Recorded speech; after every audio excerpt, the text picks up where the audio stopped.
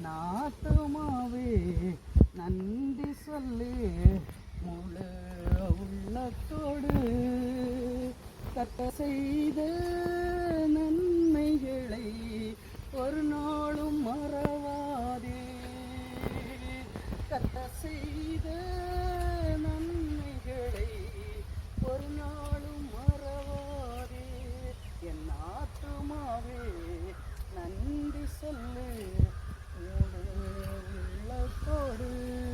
குற்றங்களை மன்னித்தாரே, நோய்களை நீக்கினாரே.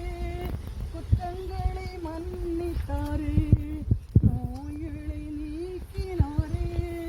படு